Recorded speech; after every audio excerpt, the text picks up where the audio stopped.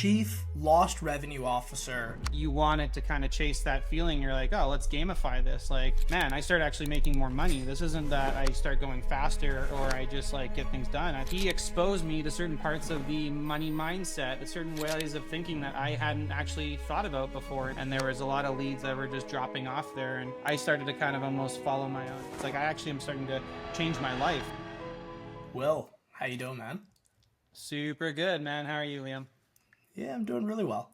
I just want to give a little bit of an introduction to you because you've done some pretty cool things. You were the Chief Lost Revenue Officer with 7th Level. You were the former Client Success Director with Ryan Serhant. And yeah, you've just had a pretty badass career so far. So I'd like to jump in and see, how did you get started with sales? Yes, got started with sales. There's kind of two starts. One was getting into entrepreneurship and working for a small startup company after university, but that didn't last long because my dad got unfortunately diagnosed with pancreatic cancer, and so couldn't really work for a startup company and spend time with my family. So I kind of left that, and that was my introduction to sales. I was more of an order taker at that point. And then getting into, unfortunately, my dad passed away, ended up being into becoming a personal trainer and was working in a gym selling fitness packages and got promoted to being a manager. And so I started helping other people like turn over sales and hand them over to me and sell for other people. And that actually started to kind of bring it up more momentum. But unfortunately, I was dealing with a lot of health issues at the time, like adrenal fatigue and Lyme disease. And so I was homesick from one day and I watched a webinar, right? Like, as we have, but watched a webinar about closing more deals and getting better at sales. And I was starting to feel, I was like, I wanted to be like my clients and like that I was serving in the gym. I wanted to be like them opposed to serving them. So I was like, okay, I got to start thinking about this differently. So I was considering other moves and watched this webinar, and what really kind of shifted my mindset was seeing is believing a little bit, like actually seeing LinkedIn job posts of people that are paying commission only for sales. I was like, I just didn't even know that existed back then. And that was about 7 years ago, right? And so once I started seeing actual opportunities of companies paying people this, I was like, oh crap. And I'm Canadian. So like I was making around 3 to 4K a month Canadian, which wasn't bad, but I was working like 60 hours a week to do that, grinding my health away. And soon I started making the same amount, taking part-time calls, getting paid like $200 US a close, which I was like, oh, this is crazy, right? And that started to kind of spiral into the rest of my online journey, but that's how I got started. What was the webinar on? Who was it by? So you guys may know, it's the Dan Locke webinar, Become a High Ticket Closer. And here's the thing is he gets a lot of flack for sure. And there are some emotions I have had and processed through that I felt at some point. Sure. However, without him and without the marketing webinar, I would not be where I am today, right? And there were a lot of things that I later realized were recycled teachings that weren't necessarily his own, but some of he exposed me to certain parts of the money mindset, certain ways of thinking that I hadn't actually thought about before. And so I'm grateful for that. And I'm also grateful that he didn't give any scripting and stuff to close other than some canned rebuttals, which we knew didn't work. So then it was like, I had to just like talk to people and figure it out because anyone that was using the scripting wasn't working. So I was like, I guess we just have to go freestyle now. Right. And so, yeah, it was that webinar that actually drove me to pull out my credit card as well, kind of concept. And at the time you were selling for fitness, what was the first online offer that you sold for? So very first online offer was selling a email marketing copywriting course.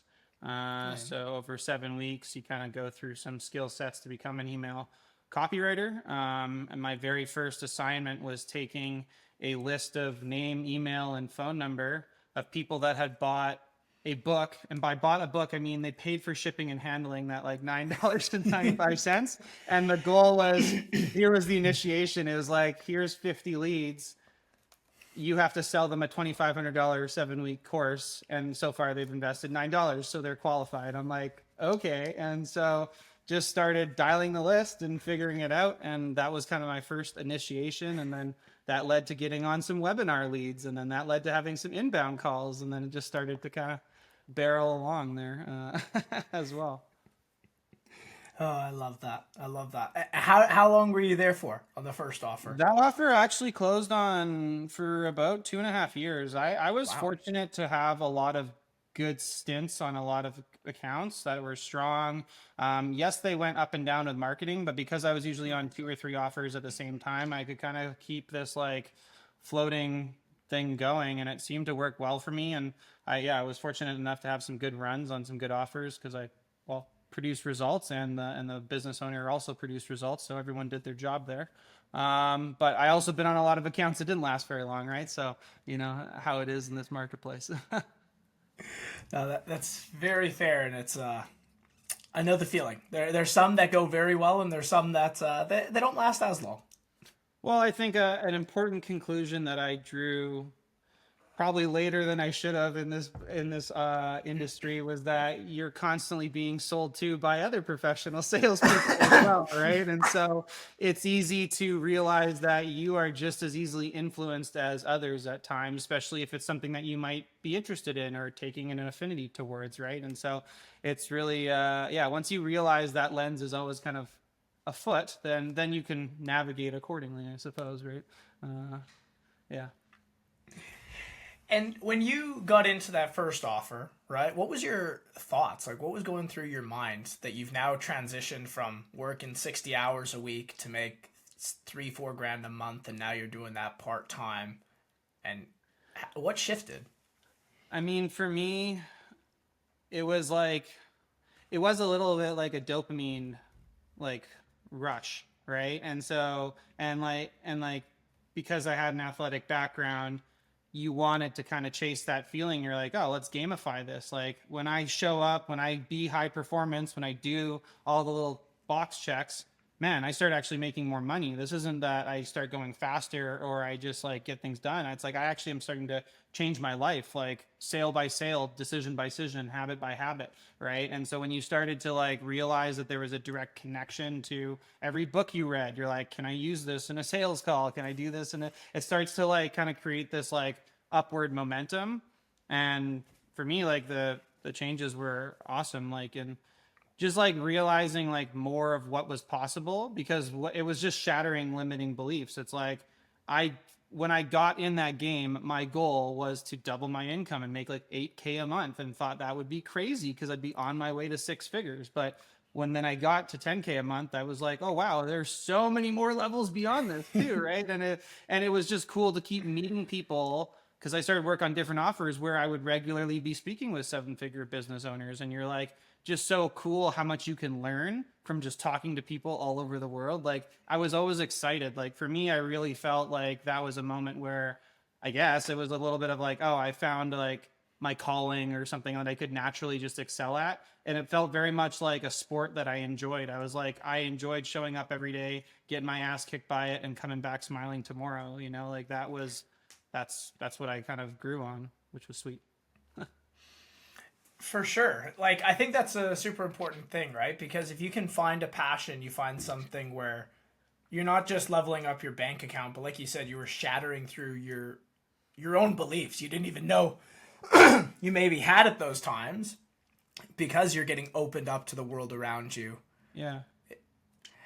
Well, it becomes a bit of a mirror, right? And that's what the game of sales is just a deeper level of psychology. You can't help someone through something that you personally like don't have any context or relation to, right? And so by you figuring out deeper layers of why you don't move forward on things or why you get stuck at certain decision points in your life, you're able to kind of relate and then help other people overcome that kind of coaching moment as well. And so to me, it was also blending like my background in sports, my background in personal training, kind of being a coach, right? Like a fitness trainer, like everything kind of got called into play at the same time. So it was nice to be able to help people in a way that I enjoyed as well.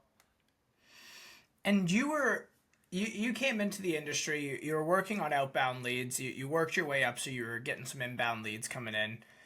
How long did you stay as a closer before you kind of moved into a higher opportunity? How long did that stay for? I mean, I stayed as a closer for years, like probably I did some management type things a couple years into it for sure, but in terms of me like being my primary focus was sales closing and just finding different and more unique opportunities. That was pretty much the last 6 or 7 years, only until recently where I kind of made more of a shift to business owner is what's happening. But before that, it was either closing deals, coaching sales, helping sales, designing sales, and managing other sales teams. But that was all. It was all kind of, to me, it was all the same kind of fruit as mainly closing. So. I gotcha. And how did you come into getting in with, Matt Ryder and Jeremy Miner? How did that come about? Yeah, good question. That's actually like another level of standards, right? So going back to the journey, like I kind of got into this ecosystem. I'm now like crazy. I'm making more money than I ever had. And what was nuts to me when you asked earlier is like, what shifts did you notice? Is like, what was nuts to me is 3 out of 4 people were telling me no, and I was still making more money than I ever had. And I was like, this is very peculiar, right? But then I started to kind of like read Facebook forums and different posts and things like that. And I remember Matt reaching out to me, and then I saw one of his posts talking about like, he's like, "Oh, what's your close rate?" And I was like really proud of myself, being like, "It's 20%." And he's like, "Oh, that's it." And I was like, "Oh, like people close higher than that?" Like I just didn't really have an idea because at the time I was being regarded as doing a good job. So I was like, "Oh, I guess this is good." But it was almost like showing me another level to this. And like that's when he actually needed. They were just ramping up Sales Sniper, and they needed someone over in North America to take calls. And so I guess I had a bit of a reputation at the point. He'd reached out, and I liked that it was a fitness business coaching offer, which I had some experience with for my background. And so we got put on that and started cranking out deals. And then more opportunities came, more offers came, and everything just started kind of accelerating from there, which kind of made us start to work with seventh level over time, which was great to kind of leverage the NEPQ principles and philosophies as well. And were you someone that had like invested into any type of trainings, or were you kind of like self-taught throughout this? I know you got started with the Dan Lock, and that's how you entered in, but beyond that. Yeah, I've bought lots of different courses and programs like what is it, the straight line one. I think a long time ago I bought some Grant Cardone stuff, got Eli Wild stuff. I've like constantly learning and adding more skills, like reading, learning, just different ways of seeing different information. And then also as you got on different accounts, one were more B2B. It's like, oh, well, how do I do this? How do I do that? And then you start learning about different types of sales team structures, right? And so to me, yeah, it's constantly investing in learning more because I was always like needing to acquire because I was constantly using it as well. And what I really want to explore is when you teamed up with Seventh Level, how did you get involved with the lost revenue side? And can you kind of expand what you were even doing with that? So that was an interesting, I guess, kind of self creation. Like I kind of created the department because more or less, like through all of the sales closing and stuff that I had done, my frontline close rate was around 20%. My annual close rate was over 60%. 40% of my deals were coming through follow up, different reactivation strategies, different ways of kind of like pipelining the leads beyond that first call to nurture them in a way that was authentic and not spammy and to not burn bridges. And so that's where I started to be like, man, like there's a lot of leads inside the seventh level ecosystem. And I started to look at them like, I was like, we have also a lot of closers and a lot of setters too. But it seemed like people, and it's a lot of sales teams, is not, no one's immune to it. It's easy to just get tunnel vision and focus on the ones that are just imminently closing or hot in the calendar or in the last 7 days. But when you're dealing with a company that has lots of ads flowing, lots of different traffic sources, leads are coming in left, right, and center. Some are from lead magnets, some are from booked calls. Like not many people had ever sat there and mapped the entire ecosystem to make sure everything actually kind of had a connection to flow somewhere. And there was a lot of leads that were just dropping off there. And I started to kind of almost follow my own nose and kind of like just go on a little Sherlock Holmes mission and starting to map this out. And I ended up proposing it to Matt and Marco at the time. Where it was like, hey, like I actually think that there's a bunch of potential here that we could do if we actually segment it out. And we ended up coming up with this idea of creating a bit of a department to nurture these leads and kind of like almost pass the torch from the front end to the back end department. And then so that was the idea to start kind of breaking ground on that. A lot of the plans got laid and things started to come to fruition, but at the time there was also a lot of leadership changes that happened, and so things actually didn't quite materialize the way that we had envisioned as a full-fledged department. But as far as it starting to get mapped and the awareness and everything, it was really cool to see how to start to like almost realize that I was onto something, figuring out that there's a lot of opportunity inside everyone's CRM, and like that's kind of what started to almost like be this little thing I couldn't get out of my head, and started to kind of itch away at me. And I started to figure out different ways to find trapped revenue and different ways to bucket it into different opportunities as well. And what are some of those different ways? You know, I know this kind of detours in, and we'll go into it a little bit further down the line. But like, what were some of those things that you were noticing that many reps were kind of forgetting or kind of leaving to the side? I think it's a byproduct of a lack of visibility. I don't think a lot of people intend to like forget about people. It's just when you're dealing with a high volume and you don't have good visibility, it's hard to find the ones that you forgot about in a sea of leads. So even just having awareness over people that you said were hot at some point and then you have not communicated with them, which means no phone call, no email, no text, you haven't done anything with them. Well, there's a mismatch in logic there. You said they were a priority at one point and now you've done nothing. Like, you should investigate that. And so if you have a way to quickly like see that, then you can start doing something about it. There's also a surprisingly large number of leads that come in, but they don't always either get assigned to people or actioned right away. So maybe they're just part of getting general marketing, but they actually have a phone number and we could call them, right? And so like there's people that, or they've only been attempted to be called once, and that was the only action they've ever done. One single phone call at 3 o'clock in the afternoon. It's like, well, maybe you might want to try that again, right? Or at least put them in an email campaign or something. Like the way that I look at it has a lot to do with gardening, like in the sense that every plant, tree, shrub, herb in the garden gets a different type of watering, fertilizer, sunlight schedule. It's your responsibility to figure out how we can kind of cultivate all the right actions so that everybody gets the right type of care. So over the month, the whole ecosystem can thrive. What were those kind of light bulb moments going off for you when you, because you said there, you started to realize that you were onto something when Matt and them started to kind of recognize it was coming together. What were those things coming together? What was coming together is maybe like how deep down the rabbit hole you can go with logic and different types of filters and different types of ways of layering logic to kind of like look through and segment the leads. That's what I started to realize, that I was kind of finding unique little relationships. And like, if you look under this stone, then look under that stone, they, you know, magically things start popping up. Right. And so it was starting to discover just some unique relationships where things often drop off. Like you have your obvious spots, like, oh, you have a no-show and you might forget to rebook it. Like that's an obvious one, but then there's lots of little other pockets. Like a huge one that I found was a circumstance or sales situation that I'm sure you can appreciate is someone says, hey man, can't make it today, can you reschedule? You as a sales professional say, sure, would Friday at 3 p.m. work? In your head, you did something and you responded to the lead. But what happens if they never responded? In your head, that loop is closed, but really you never actually like pulled that person back in. Or, you know, like there's lots of little situations like that where it's like a partial reactivation. How do we grab those people so that we don't forget about them, right? Like that's where it's like a common thing that happens to all of us, where it's like preventing human error or accounting for human error might be a better way of saying it. Does that make sense? Yeah. Yeah, no, it does. It does. Because I think you're exactly right. You know, I can think of plenty of times where, you know, I've sent a message to a no-show and maybe didn't hear back, or someone pre-call cancels, you know what I mean? They want to reschedule and you offer a time or two or even send a link, but nothing ends up happening. You just kind of continue to move on with your day. Exactly. Right. Which at the moment is the right thing to do because you have other things to do.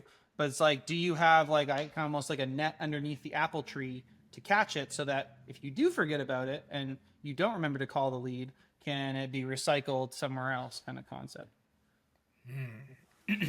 what did you find? First off, how long did you do that position for once it did kind of shift into that with seventh level? So that was like 6 months, and like simultaneously, I was also helping optimize things for like the funding department as well, because they did a lot of funded deals through seventh level, and so that was kind of something I was working on simultaneously. What did you see in those 6 months? Like, what were you able to recover in lost revenue? So the recovery process is the part that got stalled very transparently. The Sure. identification process and the segmentation process was already kind of afoot. And then kind of, yeah, we lost direction a little bit there. What I did find though from the early stages is, and I already kind of knew this from doing it myself, but it was cool to see it at scale, is there are a surprisingly large number of people who think that 6 months is not a very long time, and they do remember your first interaction and they're stoked to speak with you again. Like, it is like, to you it's been 6 whole months of doing it, but to them, they have a family, it's just like they're living life. It's like it was nothing. Oh, a couple months has gone by to them. And so sometimes, a lot of the times, relaxing and forgetting about some of these leads and then reactivating them was actually a great strategy. And so it was interesting to always see how receptive people still are, assuming you have good brand reputation and other things are intact, how receptive people are to still hear from you, you know? And so like that almost validates the point that there is tons of gold to be farmed out of there, and timing is a real thing for some people. Obviously, if you can close on the first call, do it. Like, sometimes my message gets misconstrued there. It's like, yeah, if you can, for sure, enroll the person and get the highest level of commitment the day of. But if you can't, don't forget about them and have a system so that you can constantly know where they are and what to do next. How often were you finding it that reps were doing the latter? Like, if you had to say 10 reps were selling for the company, how many of them were actually doing a proper follow-up game? 2%. Like, that was the statistic that was the shock value, is that they just weren't setting the next action. There wasn't like this like extra stuff happening. And here's the thing, is you need to look at it from two lenses. They had a very strong conversion, they had a lot of hot leads, and they had like a scaling sales team. So like they are in a situation where they did need to prioritize things. But like that's kind of the caveat of it, is like, just because you're super busy with hot leads, it's like that doesn't excuse the fact that there's still revenue to squeeze out of it. It just actually requires the need for better systems, because you're right, your top closer can't spend all the time following up with those leads. That's cool. So then what do you do instead? Kind of in that sense. And so it's like, I understand why the issue happens all of the time. As I've been a full-time sales rep myself, I have intentionally ignored a bunch of leads for a month because things got busy, but I never forgot about them entirely. So I was always able to like shuffle the deck again and keep pulling new things out of it. Right. And so it's having something that almost got your back when you need it in that sense. I get that. And I guess pivoting slightly, when you went over to work with, when you left seventh level, Yeah. where did you head next? Is that when you headed over to Sirhant, or? No, Sirhan, like Sales Sniper was like where I got a lot. I spent a lot of years coaching and doing a lot of selling. Seventh level was kind of a smaller chapter towards the end of that era. And then from there, I went on to do more sales management and sales consulting. I took a small executive coaching company from about 70K a month to 230K a month, and grew the sales team and built out all the systems there. And then we went on to kind of start to define our systems a little bit more clearly into a product. And that's been the last year and a bit, is now selling more of a service, sales operations service, and helping businesses scale.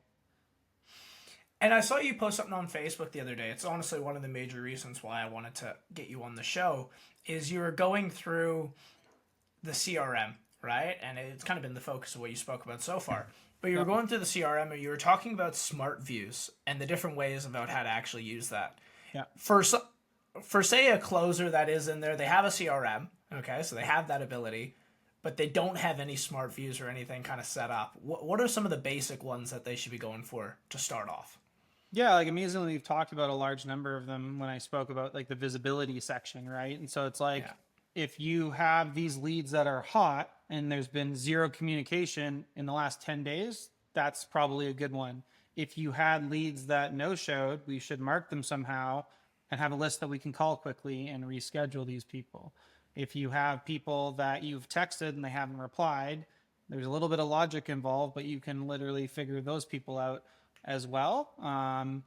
The other one is like looking for people that are new to your business but have never been communicated with. That's more of a setter or potentially like opener. I don't know, like every sales process is a bit different, but that was a great place to look for. And then it's also just looking for things that don't make sense, where if a lead is like stuck in a status, but it already has like a deal to it, it's like, well, that's not an opt-in. So like, therefore something's been confused along the way. That's a great one to look for too, is just like things that don't quite check out. That's what you're looking for as well. That's interesting.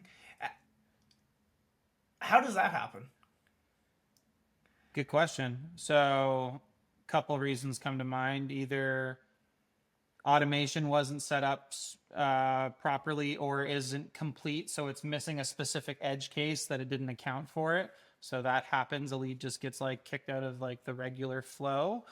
Closer, sales professional doesn't update the lead fully or at all or ever or some variation of that, so that they did the action. They may have sent an email, they may have sent a payment link, but then they never moved the deal out of like new call, and therefore it looks like it's just a crappy lead, but really it's literally at the deposit phase, right?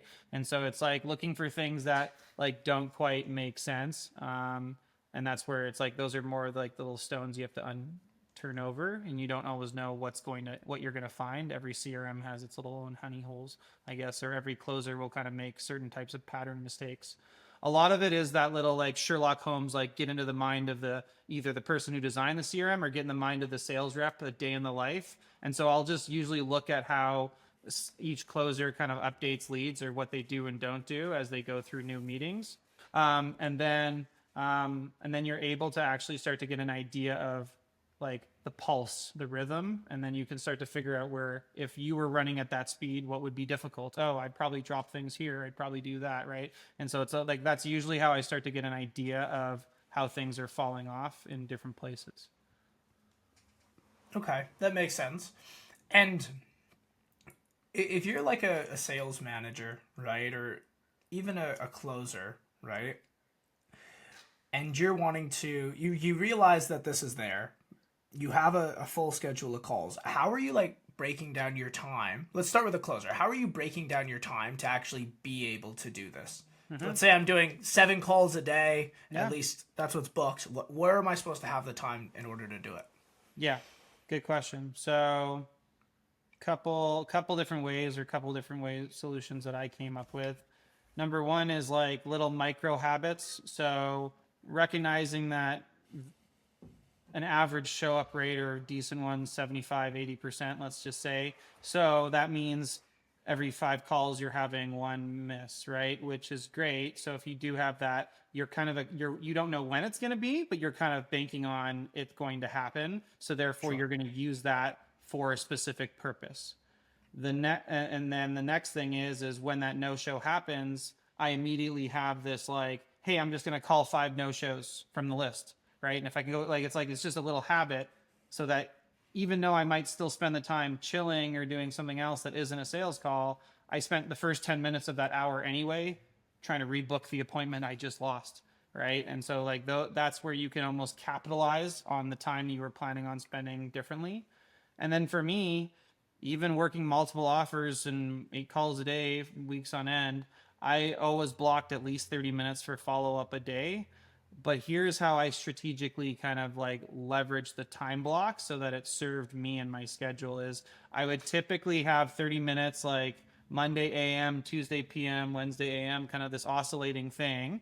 And then what would happen is as I'm on these sales calls, and let's say they're not closing and I say the live to fight another day plan and kind of start to like propose the next action, I'm actually going to say like, hey, when would work for you? Oh, next Wednesday. And I will then propose like, would 10 a.m. my time work, which is literally when I have my like follow-up block. And if they say sure, then I send them a 15-minute calendar invite.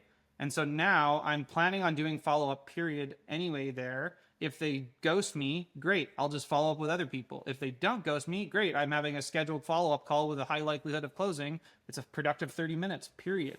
Right. And so, and here's the thing is if the person's like, yeah, 10 a.m. doesn't work. Can you do the afternoon?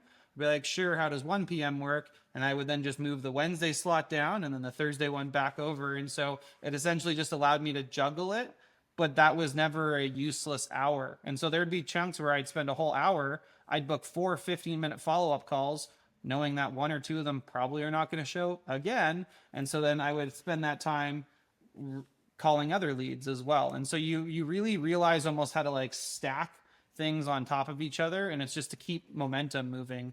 Like almost like someone is a line cook. It's like you just got to kind of manage all of the different like frying pans at the same time. When you were going into a call, though, right? I think there's definitely this inside, and it gets trained by quite a few different sales trainers as well. But is that like buy or die mentality? Yeah. So like, what were you doing on your calls to make it so a follow up was actually realistic? It's a great question. To me, I didn't always need a decision from someone, but I was asking for a commitment in a direction, whether that was, hey, I'm leaving this train, or hey, this train, we're going to check back in a week from now. Or like, I was always asking, like, that's the standard I'd hold people to. Like, ideally we get the highest level of commitment, but I would always get some commitment out of them. And I would use the relationship and the commitment around that relationship to preserve that. So it's like, hey, we're committed to, reaching back out to each other in a week from now. So a week from now, when I honor my commitment and reach back out to him, I'm expecting a response, and you kind of create that relationship. So to answer your question, a lot of it starts on the first call. I used to call it the live to fight another day plan, right? Like at some point in my head, I'm pulling the chute being like, okay, I've done 6 rounds of objection handling. This guy's tired. We're going to start to enter the land of I'm probably going to piss him off or burn a bridge. What do we need to do to kind of like set this to another direction? And usually what I do is it's almost very similar to earlier in the sales call where you ask for permission. I almost propose, hey man, Liam, what I think might work best is why don't we find another time to like kind of continue this, which is almost reading their mind. It's what they're thinking anyway, but you're kind of like jumping the gun and being the one that proposes it, and they take it. They're like, yes. And as soon as they say yes, in my head, that's when I almost need to think fresh again and start actually like layering all the moves to make sure we actually have a good follow-up. Because that's a point where people would get lazy. They're like, okay, good. They're tired now. It's like, no, yes, okay, great. When do you think is a reasonable time for us to like get back in touch? Between now and then, what are you going to do? What am I going to do? What do I need to do? Sort out all the logistics. Then can you get the acceptance? It's like, hey, like you're not going to, ghost me. Or if your wife ends up saying, no way, Jose, can you still make the commitment to show up to the call no matter what? Like whatever, right? Like you kind of get all the extra tie downs. And then at the end of it, you're also setting up something what I would call like a follow-up vehicle. So you're trying to either figure out, you're zooming back out to something maybe more personal, more rapport building type thing, like got any plans this weekend, doing anything with your kids, blah, blah, blah, because then you have something to talk about that isn't, hey, did you get my email? Or you're kind of being like, hey, why don't we get started on your journey now? What's the business goal for the next couple days here? Do you want to read 10 pages of a book? Like you can almost adopt a coaching frame and start to get some type of like something to talk about that isn't your offer, because now you have something else to kind of keep the conversation going that is natural and ideally not just about money, right? And so when you kind of start following all those steps, I had a very high show up rate to my second follow-up call, and I kept having high show up rates or reschedule rates because they respected the relationship, because I always did that same process, and you'd have longer and shorter versions of it. But there was always a bunch of little micro commitments that I would get outside of just saying yes to another time that actually helped me preserve that momentum. And what were some of those micro commitments? Because this was actually, you had said this on another podcast. I can't remember which it was. And it, like, I shared it to the sales team that I was running at the time, and it massively made an impact. So I really want to dig in here. What were some of those micro commitments that you were getting them to do? So micro commitment one is, what is the next action? Is that a scheduled meeting? Great. Is that me going to give you a phone call in a week? Like sometimes you can tell these people are resistant to booking more time in the calendar. Great. Then tell them what you're going to do. Like, hey, would it be ridiculous if I don't hear from you in 2 weeks to give you a call? Yes. Or no, that wouldn't be ridiculous. Great. So now if I don't hear from him, he's literally giving me permission to call him in 2 weeks. So it's like, it's figuring out what that next action is and getting an agreement on it. Then it's figuring out almost like a quid pro quo, like, what are you going to do between now and then? And is there anything I need to do? Let's call it like managing expectations, right? How can I be of service to you? How can we kind of like tie this nicely with a little bow here? And then it is like tying down like, hey, even if something comes up, excuse 1, 2, 3, can we still honor that time? It's seeking mutual respect so that that appointment means something to them. To me, that's a little bit of a better buy-in than like, got the calendar invite, cool, accepted. Like you can do that, but also think about it. They've heard that a million times. They're probably tuning their brain out. I would use very different languaging patterns at the end to hold their attention right to the end of the hang up, because that's valuable buying time right there. If I have any hope in hell of this deal closing in 3 weeks from now or 3 months from now, this is the moment, right? It's not what I did the last 45 minutes. It's these next 5 minutes there. And then I think it's just that tie down at the end. Then it's like, what is that follow-up vehicle? So you've kind of got like 4 or 5 different things to now not only action, but it's also and here's the funniest thing is, I started telling people literally what my follow-up plan was going to be on the first call and getting them to agree with it. And then it wasn't like I had to really think about what to do. I just ran the play that my brain came up with in the moment, which was co-created between me and them, and it seemed reasonable, and I just set some tasks. And that's from there where things started to kind of create systems. But it is really that simple, is like, tell them exactly what you're going to do and then do it. That is in a way honoring your commitment to show them that you're serious about their goals as well. And correct me if I'm wrong, but I remember you also you'd love to get some type of personal thing. So if you didn't hear from them, you had some type of thing that, like you said, wasn't just related to the sale. Yeah. To be able to also have that touch point. Can you expand on that? Well, I was going to say, and it better not be about the weather unless it's a natural disaster. But like, because like what you're looking for is you're looking for something that it's like, it is common ground, but it's just something else to talk about that isn't your program or the objection that they have. Because if you're only following up around that, it can be effective, but it's harder to keep anything alive. It's harder to keep the ball in play. If you have something else to talk about, then it's easier to keep the following up, because you're not always following up about the thing that they don't want to talk about. So you can follow up about other stuff, and then you can revisit the other subject later on downstream. And the easiest one, especially for anyone selling B2C, but this also works for B2B, and Ryan Serhan actually told me this when we had dinner in New York, is like, just be a champion for their goals. And he was relating it specifically to real estate agents. Is so many people shit on real estate agents all the time. The people that are working with them, the people that are buying from them, the people that are selling to them, like they're getting shit on all different directions, and they're trying to run their own business. He's like, just be their cheerleader. And he's like, you'd be surprised how many people come back to you. And it is a little bit like that, is I would just take a vested interest in what they were trying to do on a very short scale. Like everyone comes onto these big vision goals for sure, but I would almost be like, that's awesome. I'm glad you want to get to 200K a month. What are you going to do in the next like 48 hours to solve that marketing thing that we talked about? Oh, sweet. Look forward to hearing how that goes. You're kind of future pacing it, but now you're taking a vested interest in something that they're already going to do, and you're kind of tagging onto it. So now you have something that they're wanting to talk about. So you're not being like, do you like sports, right? Like that's looking for weird stuff. I'm just building with the momentum that you've already spoken to them about, but it's almost getting zooming in on something granular or small that you can then just like keep tabs on. So whether it's a family, whether it's something that they're doing in their business, whether it's something they're excited about, grab something so that you have this like piece that you can drive without just talking about your program or your objection, because you're going to run out of bullets to fire down that avenue pretty quick.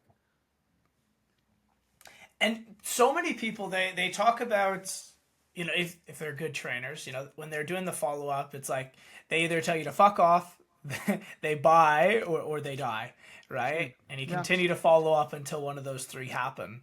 What Yeah. what is your kind of cadence like? Are you following a similar type of method? Say you keep sending out messages, they're different, they're a little bit unique, and you keep just getting ghosted one after the other after the other. What Yeah. is your cutoff point, or do you have one? So it's you adapt as they adapt, right? It's a dance that we're doing. So you're Got a looking at tango. their behavior and you're adapting your behavior because following up with someone that hasn't responded or confirmed any appointments and been on any calls and you making that your main priority when they're unresponsive is probably not the best use of your time. So it's like you have to then look at what is their behavior and what cadence makes sense to kind of adapt based off the feedback that you're getting. And sometimes you had the intention of following up and being very thoughtful, and they were going to be very responsive. And either they drop the ball or you drop the ball, but now you have to adapt the cadence too, right? And so the rule of thumb that I kind of came up with, and I think at one point I think I called it like the clothesline method or something like that, is like if you've ever seen like power lines or hung your clothes out to dry, at a certain length of line, there's going to be way too much sag. So therefore, you would have to put a post in the middle to keep the tension high and keep all the clothes off the ground. And so typically, what I would say is like if someone gets off the phone with me and isn't gonna, they say, hey, you know what, Will, this sounds really great, but until I get my paycheck or house sold, this isn't gonna happen. Can you call me in 2 months from now? I'll be like, sure, no problem. Get the tie down, do all the things we talked about, and then if I don't talk to him from now to 2 months from now, that's too far. So then what I'll usually do is I'll put a stake in the middle, which would be the 1 month point, and that's going to be like, cool, that's going to hold up a lot of the weight. But then what I might do is also put a stake at the 2 week mark, the 6 week mark to kind of even it out. So now I have a nice spaced out cadence. And to then your point, I'm going to cycle the action based off doing different types of mediums and things like that. But it allows you to kind of not overdo it because calling someone every day when they don't need to close for 2 months is just not intelligent, but you still want to keep your foot in the water. The other piece, though, to your question is do you follow up forever? It's like, well, you start relaxing the cadence. So just as you start establishing the initial timeline, if they did not respond and you sent them something and they took like a month to respond, then I'm going to start lengthening the cadence between reach outs if they're not as high of priority. And I'm going to start, as I'm like giving up on them, all I'm doing is I'm spacing out how high I'm prioritizing them, as well as typically ones that I've really done my due diligence on are typically getting less very specific actions and more slightly batch and bulk actions as well. But I do still try and keep it personalized in that sense. The last thing I'll say though is sometimes I literally would let people go to sleep and then I would cryogenically like unfreeze them later on and resurrect the dead, and kind of that worked for certain types of leads where I just kind of knew it was like not worth my time right now, but when the lead flow started to slow down or something, or maybe 6 months had gone by, that's a great time to just kind of resurrect that field of grass and see what can kind of come from it as well. So it's giving people breathing room, and it's kind of reading the behaviors of the leads, and you're making best guesses because you don't always know why they didn't respond to you, but you're trying to like perceive it out. I don't personally think though like calling every 7 days until you get a answer is the best use of your time or the best way to get the job done either. So yeah. And I guess like on that, right? Like say I don't know, you plan, someone's like, yeah, look, this sounds really good. I'm just not in the financial position right now. Yeah. Some stuff's got to happen, a month, 2 months' time, whatever it is. What are you doing? Say if they do, it's past salespeople's calls. So maybe from a manager's perspective, right? Yeah. What are you doing to reactivate maybe some of those older leads to try and recaptivate it if they have gone missed? Yeah, it largely depends on how old they are and where they are in the sales process and what they've been exposed to. But typically, you're going to be running some type of reactivation campaign. Ideally, you will have certain types of data that's been tracked earlier so that we can create better list segmentation. For example, if you can pull a list of everyone that's been at least 180 days and had a money objection and was originally pitched the 10K program, not the 5K program, and had these as their app answers, now I can write a very specific email that kind of overcomes certain objections, that starts to kind of reintroduce it, maybe creates an incentive being like, hey, because we spoke in 2024, X is happening, but because we have this relationship, you get Y, right? Like you can kind of create this special like us versus them framing to pull them back in, because the people that haven't given up on the idea or are still maybe considering it are probably going to hand raise again, right? And then you can follow that up with some strategic calling, and then there's a ways to kind of like do it. When you brought up other sales reps, like the quality control angle is the easiest one, as I've done a lot, is like just call other people's leads, assuming you got permission and all that other jazz. But once they're off a team, blah, blah, blah, just be like, hey, wanted to make sure you found the help you were looking for. Are you still looking? And like you can just be like, I don't know what experience you had in the past, but I'm here as a fresh set of ears to hear, any concerns. You might end up having some long conversations of people complaining, but usually there's a lot of fruit in just having a different voice to speak with, and maybe you might handle objections differently. And we even did that on certain sales teams, as we would give certain leads who had a specific objection and dealt with a certain closer, well, to me or someone else who was a bit of a different energy and different vibe.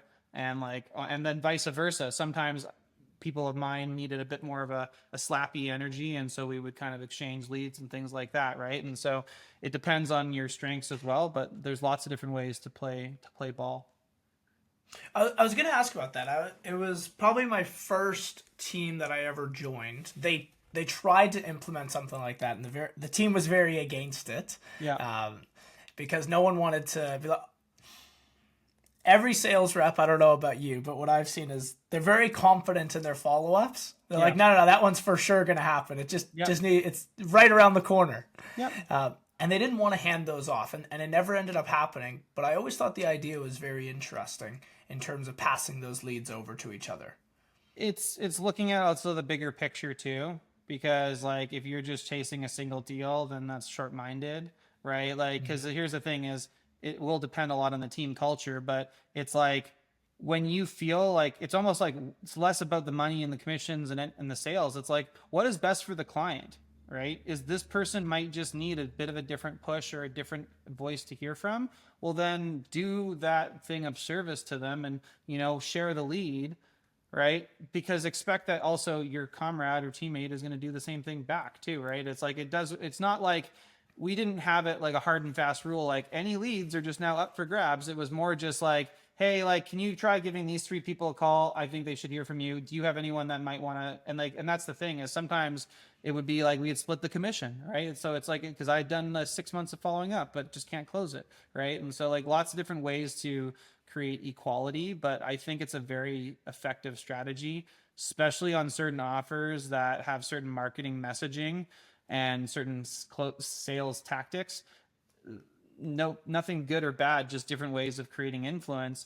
But you can follow up with someone and just have an entirely different conversation. It takes me exactly back to what I said earlier. It's like you'd be so surprised how many people are still willing to talk to you after 6 months, even if they haven't heard from you in 6 months.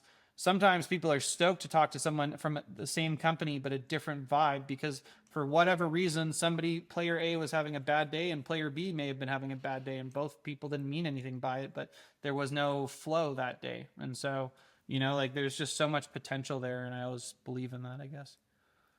Yeah. Well, I mean, I actually have a very distinct memory. It was from that same very first offer that kind of opened my eyes to this, which was there was a lady, she, classic, I want to talk to my partner objection, and, went around a few times and it seemed very legit. And I was like, okay, well, let's do that. I'll send you over an email with information and a payment link so you can get things rolling, and then we'll reconnect. Email was sent.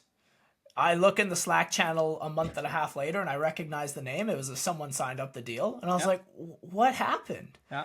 And, it was an influencer based on Instagram. And they DM being like, hey, can we talk to someone else?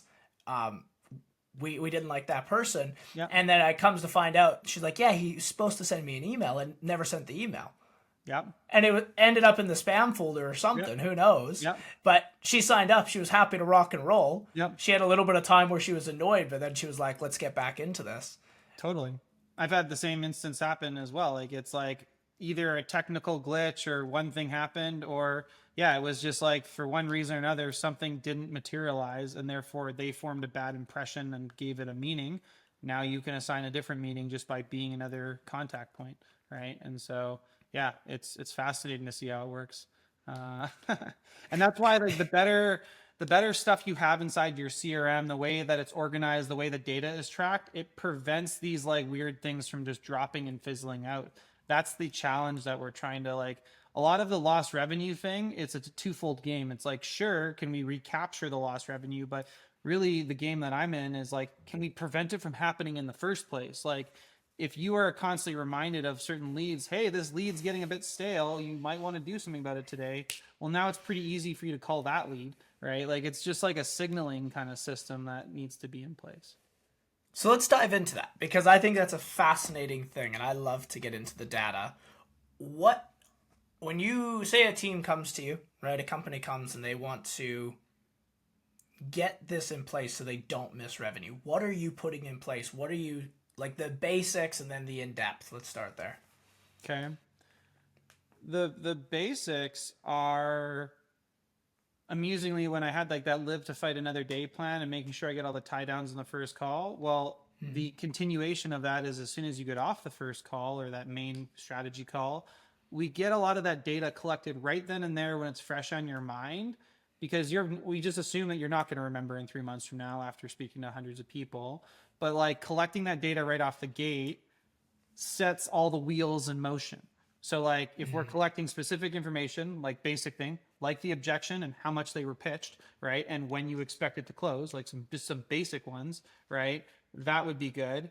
And then the next thing is like making sure that the opportunity has a next action. Kind of like I said in the follow-up plan, let's just say someone hangs up on you. That doesn't mean there's not a next action on the lead. It means that we've got to do a thing. It means we've now got to try emailing them. And then if that doesn't work, then we got to try and text them again. Or did we get disconnected? Right? Like there's always a next action. And so the habit that we try and work on is before you leave every lead page, can you set the next action? Because then technically, assuming you've always set the next action, you've never dropped the ball.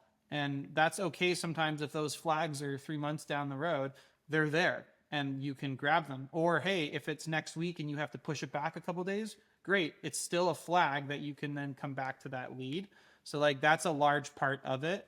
And then the last part would be probably just creating better visibility. So all of that stuff is way faster to access and see so that people can just go do what they need to do. Okay, so let's break that down again here just so any of the listeners can action it. When you say capture that information, right? Yeah. When we're talking, first off, what CRMs, let's pause there for a sec. What CRMs do you suggest to actually be able to do this efficiently? So I would say I'm somewhat CRM agnostic in terms of how systems and principles works because like all CRMs can text, call, and do hopefully all of the basic functions. What I'm trying to do is actually connect all the features, advantages, and benefits of each CRM. So a lot of the ones that we use in our industry are Close, Go High Level, HubSpot. Those are the ones I'm the most well versed on. But the principles of what we're talking about can apply to any CRM really out there. Okay, so let's stick with, let's go Close because it's probably the one that I've seen used the most. What information specifically, like what fields would you be having them put in? Are you getting them just to brain dump the information in the call notes for the opportunity? Are you creating subsect exact spots so they're like objection faced, fear partner, or logistical partner? Like what are those exacts? Yeah, so we create essentially a quick form for that to be completed post the strategy call so that we can make it super easy for them to select either drop down menus of pre-programmed options so that it may feel like a lot, but really it's like 10 mouse clicks and we're done kind of concept. So we're able to track objections, we're able to track the outcome of the call, we're able to track other types of marketing data that we can feed back. Depending, like I said, we can get super complex with it or we can get kind of basic build as well. Where do you feel like that threshold lines? Because you're right, you can go very complex and you can go very simple. Yeah. Where is the line? It's a great question, and I don't think there is one clear answer. I believe for us, it's a continuously and iterative one, and in general, we have continuously simplified. So it's easy, as you said, to get overly complex. Um, a lot of the way that we do that is by looking at looking at it from bottom up and top down. So from bottom up is what is the sales rep actually going to use, what is the sales rep actually going to care about, and what is like that, what does that day in the life look like, so that we're actually grabbing stuff that they can see the value in. And then from the top down is what does the business owner need to see in order to make better decisions, what does a sales manager and stuff need to do in order to have a pulse on data. So it's like when you're starting to think about that, then starts to distill what information we actually need, what stuff is mandatory, what stuff is nice to have and optional, but it doesn't always need to be there in order to still drive the train forward as well. And so it is trying to find that happy medium, and strike a balance between efficiency and complexity. Yeah, because I feel like I can relate to both sides. I'm sure just like yourself, right? Having Yeah. sold mainly as a closer and then moving into more the management side of things, is when you're a closer, there's a lot of not hesitancy, but it's just like too much paperwork and you don't want to do any of it. Do you know what I mean? Totally. And there's a mindset shift that kind of needed to happen for me in order to kind of come around the corner on that. When I started to realize that majority of my deals were coming from follow up, and the value of that pipeline to me was actually like, it was starting to become more consistent than my new calls in my calendar, because I knew predictably like I had a certain follow up close rate. And so I was almost churning deals on a regular basis. It actually gave me more confidence in my ability to have consistent pipeline. And when everyone was freaking out when the leads got shut down, I was just like, great, more time to do me, and would just start churning more deals. I'd usually end up closing more deals when the leads went down, because I'd have more time to focus on like farming and nurturing than just the only calls I could take in the call of the day. Right. And so there is a shift that needs to happen there. It's almost like it's the short-term, long-term thinking thing. Is like, assuming you didn't burn the bridge and you have any intention of having another conversation with this person, if that is the case, then why wouldn't you spend 30 seconds right now setting up future Will for a life of ease and simplicity and smoothness? Because it sounds really good when you can pick up the phone after 6 months and be like, how's your wife, Molly, blah, blah, blah, because you had a few extra notes there that you kind of logged, right? And so it's like, it's a little bit of a shift in like, if you're planning on having a proper pipeline, then it 100% is worth that 30 seconds in terms of ROI. Because even if 20% more deals come to you, 1 in 5 of those people are going to close again. So it's like, it's just so worth it. That's it. How do you put that shift in a culture where closers get churned? Yeah. I mean, look, compared to any other industry, I would say extremely fast. Yeah. Right? How do you put that in place? And also as a business, how can you kind of like safeguard so it does happen as well when that maybe not there? I know there's like obviously a culture piece, right? Where it's like start at the bottom up and build I was it going to better. say something a little cheeky, saying that like, perhaps if you perform better, you'd stay on the account longer, and by being able to follow up with more. Because here's the funniest thing, is I was talking to someone about this the other day, is it's like people that are not like really good killers and killer sales reps yet probably should pay attention to this more, because you're not closing the majority of the calls in the front end. So 8 out of 10 people are saying no to you. And if you learn how to even pull 1 or 2 more of those across, you're going to automatically be on like an A player's level at 40% close rate kind of concept, right? And so it's like, that actually was what gave me consistency on some of these offers, while there was still a lot of volatility happening all around me. It's not like everyone stayed the course of 2 years on those offers. It was the fact that I was able to produce results around that. That's one argument. How does one make that shift though?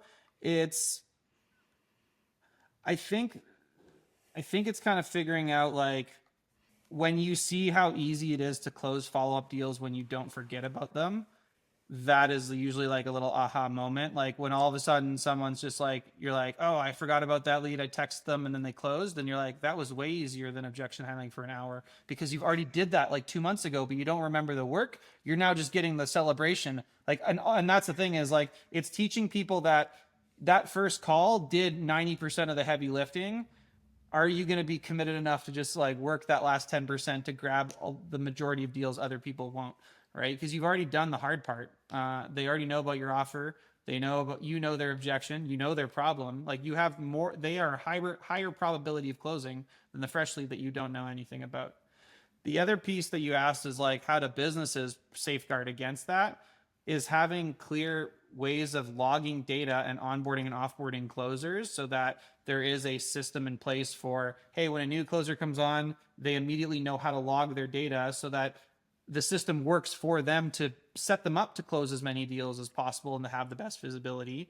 And then if that doesn't work out, their leads are reassigned and distributed in a way that is intelligent and doesn't burden the system, but allows for fair play, right? And so that can help things move a lot more easily as a business scales.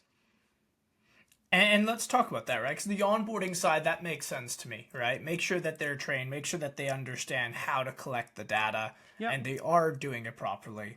In the offboarding side, what do you recommend so it doesn't get lost when the rep leaves? Like typically what I like recommending is, okay, my answer depends on what type of rep they were and how long they were on the offer. If they were, let's talk, if it was just a short instance, then it's just a redistribution across whatever and it's not too big of a deal. If you're leaving someone who's been on the account 90 plus days and has a somewhat of an established pipeline, at that point, typically, like I like keeping their pipeline intact. And what I mean by that is having a way to be like, that was Liam's pipeline. I know he's not here anymore, but that was Liam's pipeline so that we don't have all these random deals that are in Will's pipeline and be like, who the hell is that John Smith guy? I don't remember talking to him, right? Like that's created a lot more confusion. Even it's like, great, more leads, but I don't know any of them, right? But if I can be like, hey, Will got assigned a quarter of Liam's pipeline. Now I can be like, oh, cool. I'm going to go work Liam's pipeline today and see what I can milk out of that. Right. And so like, there's a way of like, keeping the former sales professionals pipeline intact. I find that is helpful. And then it is usually distributing it in a way that if they're a closer, you're doing either you're looking at people who have bandwidth, people that are probably more likely to actually do a better job. Like there's a lot of variables that would going to go into that of how it gets distributed.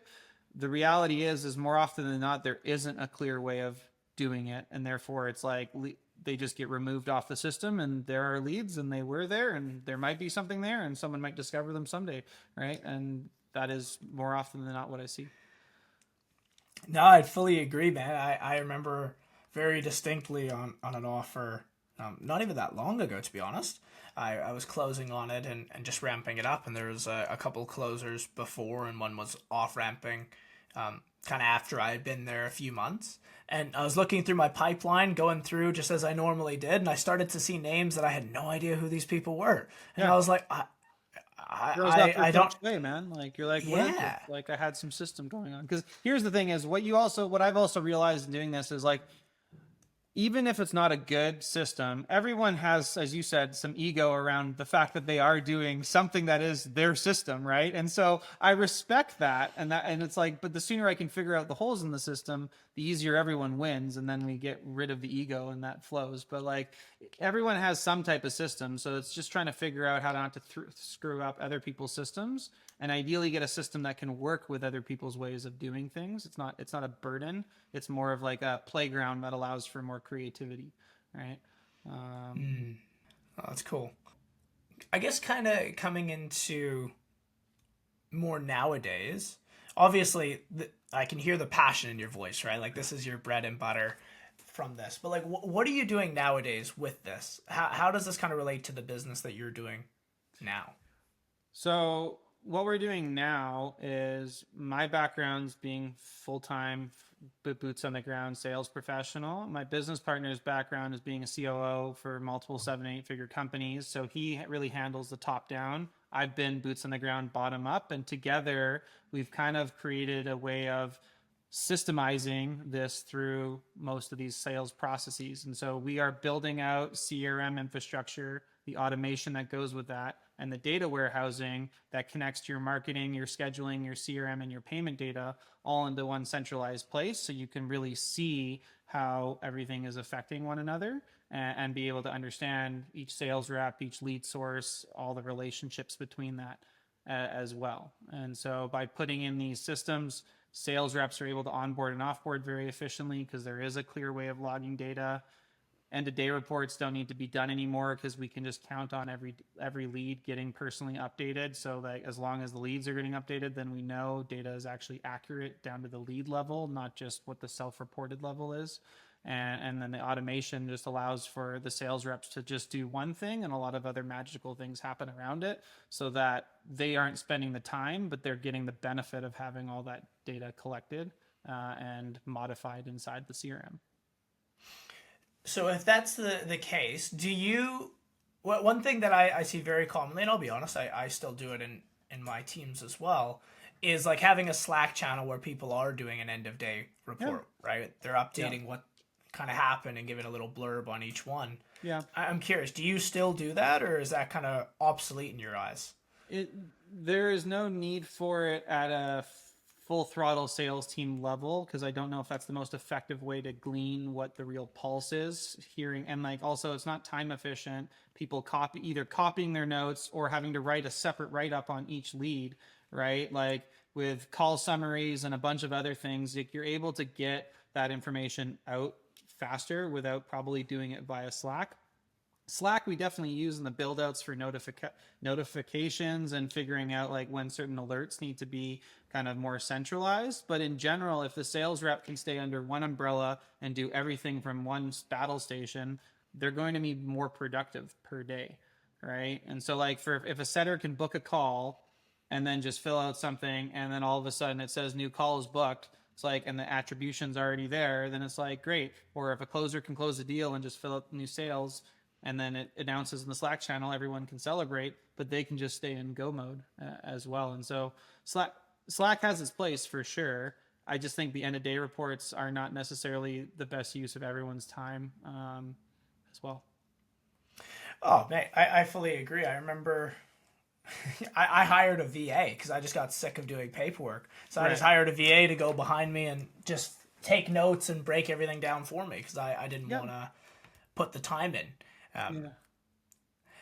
And I've seen the effects of how that can help, but also how that can be wrecking it, because you're like, that's not what I got out of that call. Yeah, exactly, right. And like that's why like if you can make it so that you can still add that authenticity, that nuance that only Liam picked up on the call, great. Then just quickly grab that little subtlety, grab the other information, and then we're off to the races, and then you can keep on rocking. Like inherently I'm pretty lazy at certain things, and so a lot of these systems are just byproducts of me wanting to get more done in less time, and a byproduct of being like, I have 7 book calls a day, but I can't deny there's money in the follow-up, so how am I going to figure out how to get more done? And it was more just like, well, if I do it systematically and I water these plants today, these plants tomorrow, that crop over there, that field there, then all of a sudden it's like, look at that. It's a little mad scientist experiment, but it starts to like produce and bear fruit as well. 100%. Now, if someone wants to work with you, who do you best help? Who do you best serve?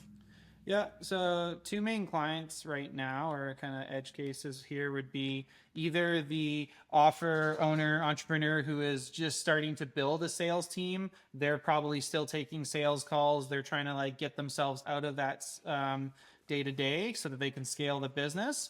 Those are great clients because they know they're going to need a system to scale. They want to scale quickly and start adding in salespeople. But if they have a predictable system where the tracking, the data, the onboarding, all of that stuff's in place, they can start doing all those other things and get them out of the call really quickly. For example, like one offer owner came to us around 150K a month. He was still taking calls. He did have a couple sales reps at the time, but within 4 months, we got him over 500K in revenue. And now it's like he's totally off the calls. He's focusing on marketing plays. In that time, he onboarded 8 reps and offboarded 4. Like there was a lot of turnover, yet still a lot of growth too. So just seeing activity levels pick up. The other type of client is going to be more of someone who's almost on the other side of that. They've grown quickly or consistently, but now are at a couple 100K a month. They have a sales team. Maybe they did have a sales manager, or they're hiring one, or they need one, or it's just a bit chaotic, right? Or then they've got multiple lead sources coming in, and maybe now like what was working at 6 figures a month is not going to get them to 7 figures a month. Certain things are slipping through the cracks. They've been getting about like a 2 to 4x ROAS, which is great, but they probably can get a lot more out of all the leads that they have in their ecosystem right now. It's finding ways to then recover some of that lost revenue and fix the system so that they can confidently scale over 7 figures a month and have that many reps, have that much activity, and have the level of data accuracy to kind of get there as well. So those are kind of the two main types of avatars we play with. Okay. And where do people best find you, Will? Right now, probably through socials is going to be the way. Our website's just getting revamped and should be available coming soon to a theater near you. But that's probably the best way to kind of fire off is let's hang out in DMs and see if we can kind of help in different ways. Typically, we start by doing a bit of a lost revenue audit. So I don't know what we're going to find, but let's kind of come in, look under the hood, show you where there might be, money sitting in your system. And then from there, we can talk about different ways to play with that. But at least you'll have the analysis of what's sitting there and you can do with that as you will. So kind of a soft entry point to explore more that way. And the last way I like to finish off these podcasts is I want your advice for the business owners, the entrepreneurs, the sales manager, and I want your advice for the closer. What would your parting advice be to each of those? Let's start with the closer. With regards to just in general, or with regards to today's conversation. Follow-ups. Okay. Yeah, I think for the closer, like the most basic thing that I used to like teach people when I was coaching a lot is follow-up equals set next action. Like tattoo that on your forehead. I have it written on a Post-it right in front of my computer right now. More or less is if you're just in the habit of like, oh, what's the next action on this lead? If you can just make that one little switch, the systems, the workflows, all the complexity, that can be developed. If you just commit to like right now, going into all your calls in the month of January who are not unqualified and making sure they all have next actions on them, you'll probably be like, oh yeah, that guy on January 9th, or oh yeah, that person right before Christmas. Like you'll jog your own memory, but like that's the exercise, is just set the next action. If you do nothing else but that, you will close more deals through follow-up, period, end of story. That would be one advice. I love that. And now for the other side, now for the business owners, what's your advice? The managers. Yeah, the managers is kind of looking at, like, if you're not looking at a system to prevent chaos from happening, it's going to compound. Like whatever issue you're experiencing is only going to get worse with more leads, more sales reps, more chaos, right? And it's like the more money, more problems. There is some truth to that. And if the answer is typically not complexity, it's streamlining and simplifying and making sure things are in a uniform way, right? And so if that is not the case and you're feeling the chaos, then let's get the clarity so that we can scale. Yeah. Awesome. Well, thank you, Will, for coming on the podcast. It's been super enlightful, and it's been cool to see someone that has built, well, let's be honest, a predominant of your sales career around the follow-up. Yeah. And it's been really cool to see those insights. So thank you. Appreciate you having me on, Liam. It's been really fun to share a little bit more of the journey and kind of recap some of the fun little highlights along the way. Now, guys, if you like this episode, make sure you like, subscribe, and comment below who you want to see on next. We'll try our best to get them on.